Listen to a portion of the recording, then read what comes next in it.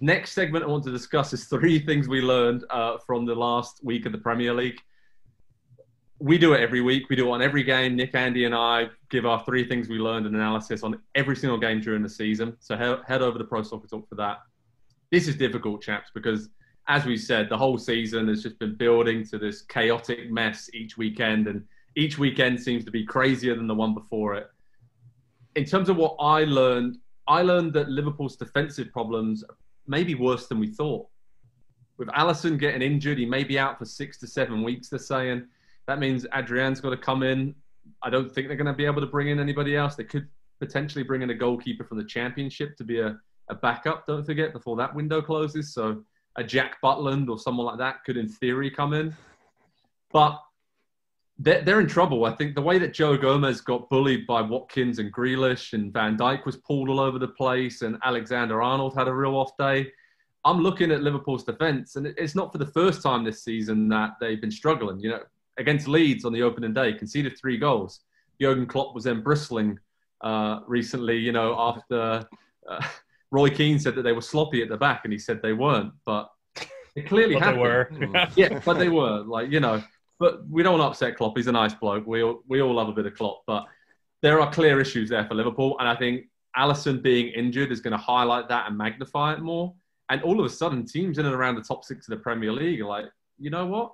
We're a bit buoyed here. We maybe Liverpool aren't the machine that's going to storm to back-to-back titles that we think they are. So that's what I learned. It's early in the season, like we said, but these sweeping sort of analysis topics that we can come up with, I think Liverpool are going to struggle defensively this season. It'll be interesting to see if Fabinho ends up back there. Joel should be back soon, right? But Lovren's gone. So I have not been a huge Gomez guy. I know he had his moment with Sterling, but big concerns there. For me, Joe, the thing I learned this weekend, also Liverpool 1 clean sheet in league play since July 8th, and that was against 10-man Chelsea. Sorry, I forgot. I wanted to get that out there. Worth noting. Speaking of no clean sheets and entertaining, Spurs, 8 games in 22 days. That was, whatever you want to say. Look, Mourinho, sometimes when he complains, maybe we downgrade his concerns because it's him. But that was a real concern. Bulgaria, Macedonia, and the most exotic, Southampton. 26 goals scored, 9 conceded. Lost to Everton that could have been a draw with Newcastle that should have been a 3-goal win, even without VAR. Would we have said the same thing about clean sheets if it was happening to Liverpool in that run? Vintage Mourinho this weekend. Looked at United, put out Højbjerg, Sissoko, and Ndombele, and said, go be monsters. Make their lives miserable. You're physical, you're fast, you're strong. And to me, as much as we'll talk about Kane and Son, it was those guys who, I mean, United was nowhere to be found in the midfield. And if you look at the numbers, Pogba actually tried to get stuck in, and he couldn't find his way. So, you know, that run of fixtures, again, was really annoying to hear about, but they managed it with a draw and a loss. So Mourinho showed us he can still cook up a plan. Now, can he do it again and again and again? That's the huge question. Andy, what about you? What did you learn over the last week?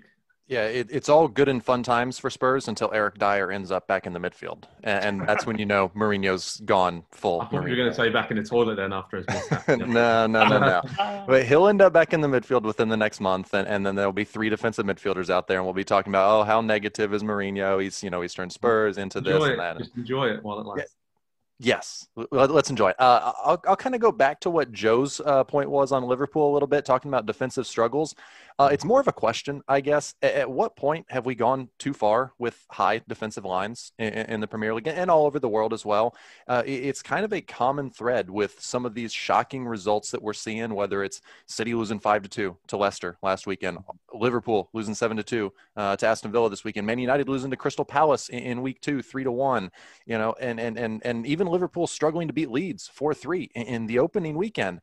If you watch the goals conceded by those teams, it's a lot of one-on-one with 40, 50, 60 yards of space for the defender to cover. That's a really, really terrible island for a defender to be on. And Nick pointed out Joe Gomez, And what Ollie Watkins did to him on Sunday, the second goal for Watkins was just, it was criminal abuse is what it was. He turned him left, he turned him right, left, and then went back. He had absolutely no chance in that much space with a player like Watkins running at him.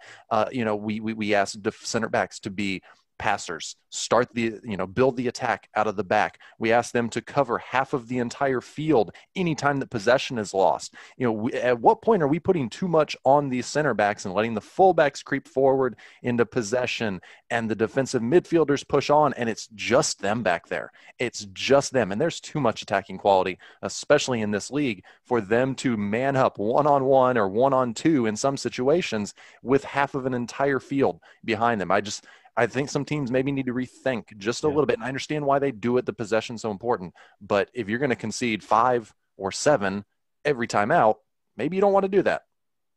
So there's a look at what we learned from the last week in the Premier League. Hey, at least we're not talking about VAR or handball situations this week. So that's not bad, right? Hi there, I'm Rebecca Lowe. Make sure you subscribe to watch highlights all season long, and always join us every weekend at 7 a.m. on NBCSN for Premier League mornings. Plus, make sure you subscribe to Peacock Premium as well, where you can watch exclusively live 175 games and same-day on-demand replays of all 380 Premier League matches as well.